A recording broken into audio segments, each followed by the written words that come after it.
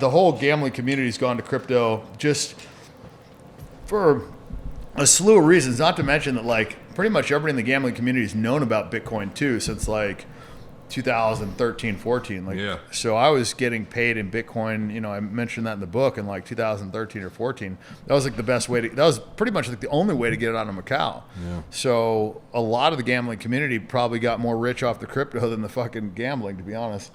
Do you regret cashing out at 16 or whatever it was? No, because then it fucking like crashed to 3,000, and so I was like thinking what a fucking genius I was. And then I kind of bought back like on the way up. I think I bought again at like 11, then I got back in. But yeah, man, it was crazy. I mean, I was just like stoked to make all that money. And now, was it just a hunch, or was it like you have like people analyzing shit and they suggested you do it, or how'd you figure on cashing out? It was one sentence from my buddy Bill Perkins. He said. He was trying to sell to me, and I was just like, just hold it, you fucking pussy, blah, blah. Like, he's got all his goddamn money. Like, what the fuck? He's like panicking, like trying to sell this shit. I'm like, just fucking hold it. He goes, well, then you buy it.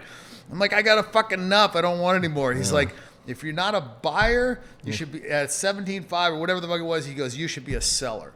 And I'm like, fuck, like the guy's got a point. Like if you don't think it's smart to buy at that price, then by default, you probably should be selling at that price, right? Because like, it's either a good investment or it's not. This whole like, oh, we're just going to like hang on for dear life forever. Yeah. It's kind of like, I mean, I don't know. I think if you don't set, I mean, crypto is kind of like defied all odds. And I think it's actually going to win long term. It's one of the few things. But with investments, I mean, you're never going to like usually cash out at the peak. And so you don't want to like constantly be looking back. So you kind of just got to like set like goals. Like, okay, if I 5X, I'm happy, like maybe I could have 10X, but I'm like happy with the 5. I pull out whatever. Yeah. And I don't know. For some reason, when it was like at 17, I was like, I think it's more likely for it to have a pullback than for it to go to like 40, So like I thought it was more likely for it to like halve or quarter than it was to like double or triple, because the market cap would have to expand so much at that point that I don't know.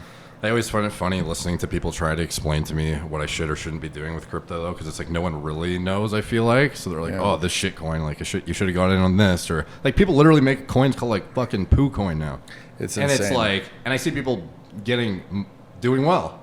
And I'm just like, I hate the fact that that's even a way to generate wealth. Like I feel like I need to be involved, but it literally bothers me. No, I'm with you, man. Like this whole like DeFi, like shitcoin space is a crazy thing. And it's like the definition of a Ponzi scheme, and it's like it works. Like if everybody keeps fucking piling in money, like it works. Like and a lot of this is like MLM style stuff, where like these guys get in, then they get their friends in, and this whole thing. They have these chat groups, and so I get it. I don't believe in that sort of thing long term, but there's a lot of guys making a lot of fucking money doing it, and there's so many people making money doing it that they have funds for this DeFi where they'll basically just like buy any new coin that comes out.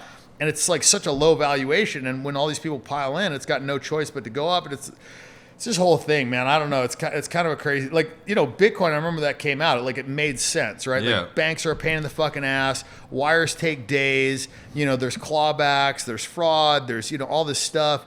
With Bitcoin, it's like boom, it's done. Like, and you can travel with it too. Like you could have $1 billion in your pocket and come in and out of the country and not get fucked with. And for a gambler, that's a big deal, because we used to like travel with Bellagio chips. That was kind of like the international standard. Yeah. The 5K Bellagio chips were like accepted everywhere.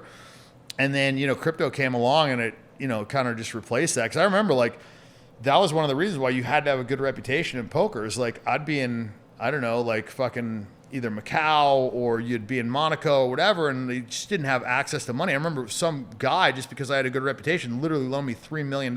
Never met me before, not a fucking IOU, nothing. Like just $3 million he gave me. And so, it was a crazy thing, but that was like, your reputation was so important, and now it's just, crypto, boom, boom, boom, transfers, no problem.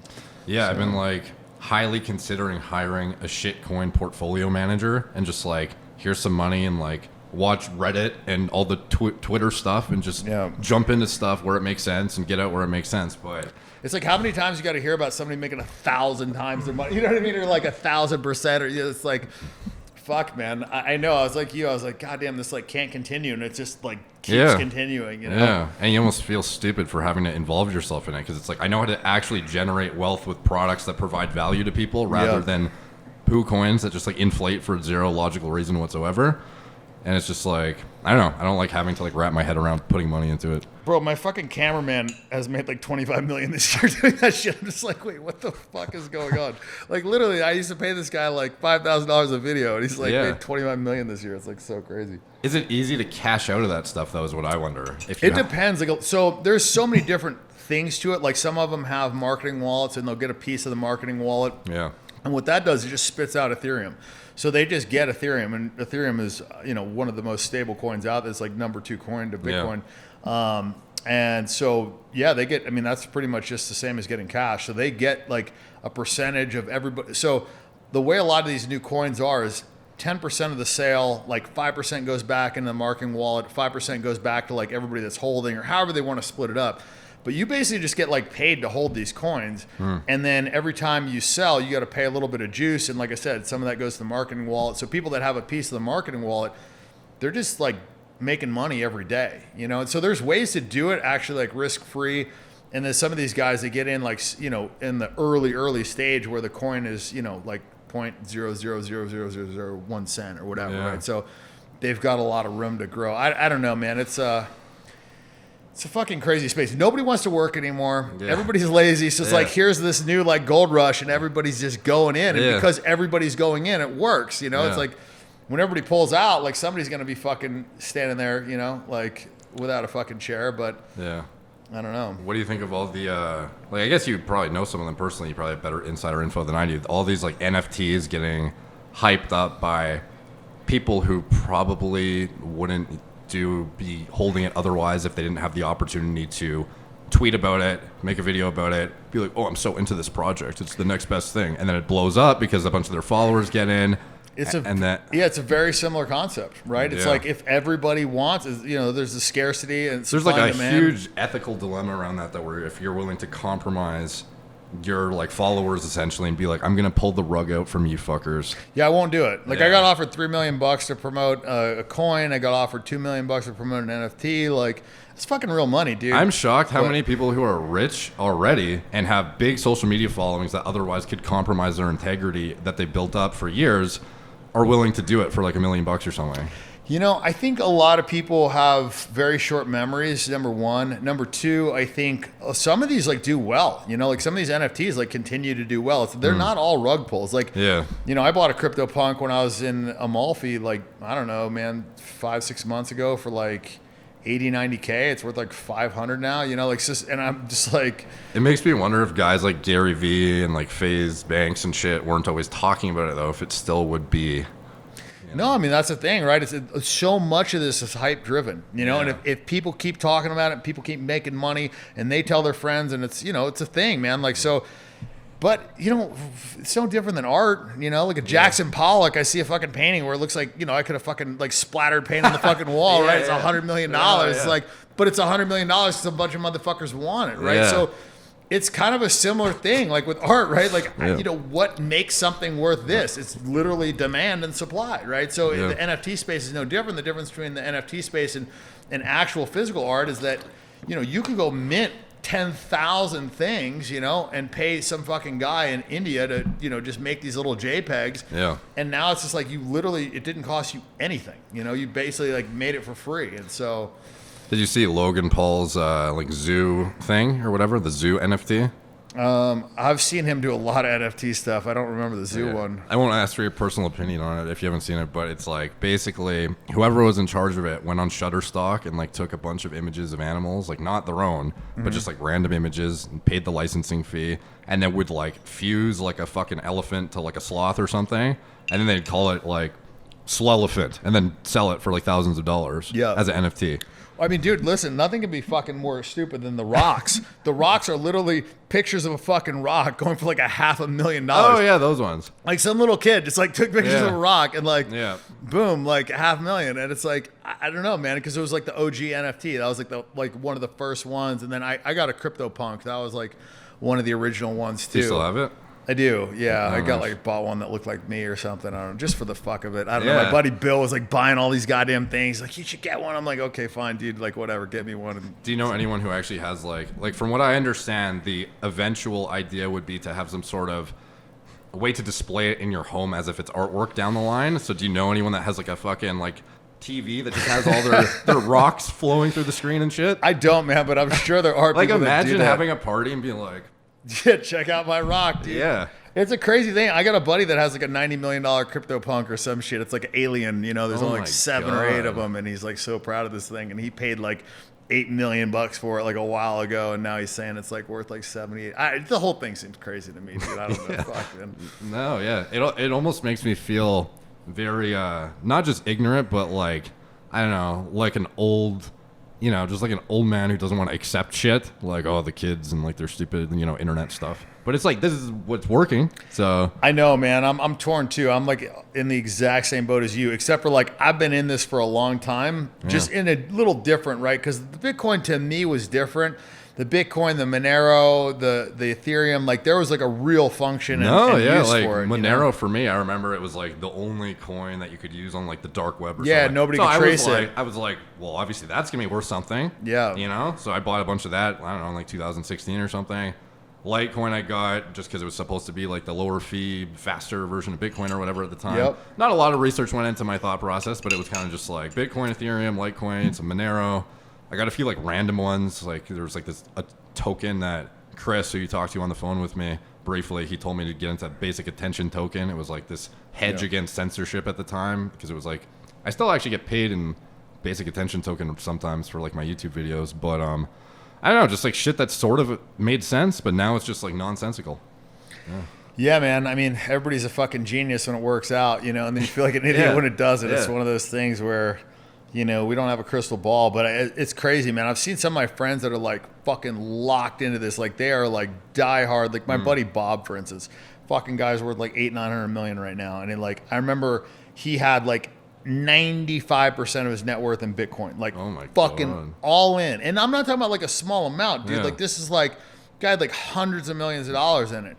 And I'm like, bro, like take out $100 million, like gamble with like whatever, but like have $100 million, like save something where it's like you're good, you know? Because like the difference, I don't know. He always wanted to buy a basketball team, like that was like his big fucking dream, which seemed fucking nuts to me. But like for me, like you know, I'm like I look at things like the difference between having 100 million and a billion is not that.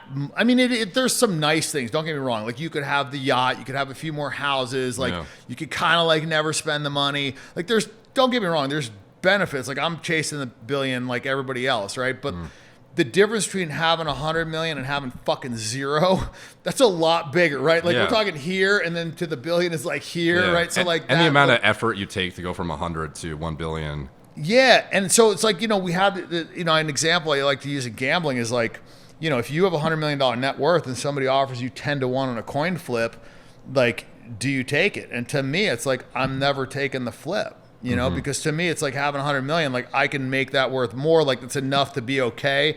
You know, having zero is fucking really shitty, you know? So it's like, but you have to look at that. Like, you know, my buddy Bill, for instance, he was worth like 400 or 500 million at one point. I'm like, dude, lower your risk profile. Like stop fucking gambling with so much money, because he was like all in on like this natural gas stuff and whatever. And I'm like, dude, just lower your risk profile. You've got enough money. Like I get it, you want the big yacht and whatever, and so but like you can gamble like the 300 million for that and keep 2 or whatever, right? Just like lower your risk profile.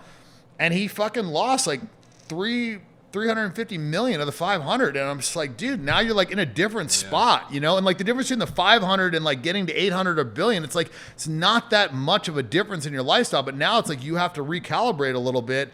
So to me, it's like the more money you have, to me, I think the more risk averse you should be. Like when you have a smaller net worth, like take the fucking shots, man. Take the gambles, because if you go broke, it's like, okay, it's not that big of a drop from where you were. Like once you get like past the 50, 100, $200 million mark, it's like, don't go broke. Like you can take some risk, but like don't ever put yourself in a spot where you can go broke. And so I don't know, man, but it worked out for fucking Bob. Like the guy, just fucking held like, and he rode that goddamn Bitcoin all the way down to like 3,000, sold his fucking house for like 17 million, bought more Bitcoin, sold his plane, bought more Bitcoin, and the fucking thing went back up. Now the guy's like almost at $1 billion. It's like, so you can still say it was dumb, but it was just like it worked out. It worked out. Yeah. To me, I think it's still dumb. Like I don't care. That's one thing in gambling is like you just try not to be results oriented, right? Yeah. Just because you won, like sticking your money in with like 5-7 offsuit against aces doesn't mean it was the right play. Yeah. Like it worked. You got the fucking money. Just like, if you fucking got away with murder, it doesn't mean it was like the right move. Yeah. No, it's like Chris. Do you know what Kratom is? I have heard of that. Okay, so sounds familiar. He was like one of the first on the scene with like a big Kratom company in the U.S. and he accepts a lot of crypto as a form of payment. So he basically would dollar cost average into crypto just by nature of his business model. So over the years, he's accumulated like a fair bit of it to a point that it's like a giant fucking chunk of his net worth. And I just watch him, like I just visited him in Boise, Idaho before I came here. And every night he's like refreshing the thing and it's so volatile. Oh, dude, You could either be in like an amazing mood and then like the next day you're like, fuck, I just lost like 25% of my net worth. No, it's fucking crazy. And like trying to like deal with that, I feel like mentally and stress wise even is like, even though on paper you're, this is great money wise and it looks awesome on your portfolio for it to like jump this much, the amount of stress you endure and like what kind of impact does that have on your like state of mind and even ability to focus on like new business endeavors and do fucking anything, enjoy your relationships, enjoy time off where you're like not refreshing your fucking thing, Dude, I know 1,000,000% what you're saying because when I had a lot of that money in the fucking Bitcoin, it was worth, crazy. I would literally like wake up and like, I would wake up to piss and I would like, have to stop myself from checking, but I couldn't. I'd still check, and it's like I'd lose $2 million, or like it's like while you're taking a shit, you lose $2 million. It's like fuck, man. So when I sold it, like I sold it at 16, whatever. I literally like it was like, man, I had kind of like withdrawals because it'd be like, I was so used to refreshing. I've been doing it for like almost a year. That like now I like didn't have anything to sweat, so I had to like actually put like $1 million or $2 million back in crypto just so I had a little sweat, something to like look at because I was like so used to doing that. So man, I can totally fucking relate to that. Yeah, Chris, actually, it's funny because when I first met him, we started our business in like 2016, and when I first flew there to meet him, he had like this big poster of a Bitcoin, an Ethereum, and a Doge on his wall. I was like, what the fuck is this dog that you have on your wall? He's like, oh, it's this like stupid meme coin thing that, might blow up one day. And I was like, okay, dude. And, like I hadn't even gotten into crypto yet. I was like just about to. And he had a lot of it too. And that was like one of those things where he traded it for Bitcoin like a few years ago and then randomly it just like skyrockets. And it's like that kind of stuff too. Like I've heard of a lot of people who could have been millionaires or like changed the trajectory of their life entirely. And just by thought process of, oh, well, it's like probably smarter to get out. And they have to live with that is the fucked up thing. 100%, man. Like the guy, they always tell the story about the guy that bought the pizza with Bitcoin that would have been worth like 130 million, if he just wouldn't have bought that pizza or whatever. No, it's a crazy thing, man. It's definitely not. I think Elon was primarily responsible for the Dogecoin explosion. Yeah. Just imagine having that kind of influence where you could just like, I'm just going to blow this shit coin up into the sky and just like tweet about it. Yeah, dude. His fucking pull is crazy, man. People like follow him like a cult. And I guess that's not illegal to like, you couldn't do that about a stock, obviously, right? He had some, like they looked into him. There was like some, I don't know. He's like said some stuff about Tesla where they like kind of went after. I think because he's Elon, he didn't get in trouble for some shit that like other people probably would have gotten in trouble for. But yeah, man, it's a weird thing. They haven't like really figured out how they want to treat crypto, because it's not I don't think treated like the stock. So you can do more like pump and dump promotion stuff with it with impunity. But I don't know, man. It's kind of all gray area. I don't know if any of these influencers will get like retroactively fucked when like new laws come out, because some of the stuff they're doing is like straight up lying, straight up like really fucking people over. Well, they fined Mayweather for it. I think he like, he was like one of the early ones that like promoted a crypto coin or something like that. And I think he did it in a way that they didn't like or whatever. And I think he got fined for it. So he was like one of the first ones they kind of like came after a little bit. I wonder what that guy's mindset is like now. Like you're friends with him, right? Like how's he He's probably even more desensitized to shit than you are. Dude, I can't for the life of me put my hands around like the thought process of like, I don't know, man. He makes so much fucking money, and then he'll do a post for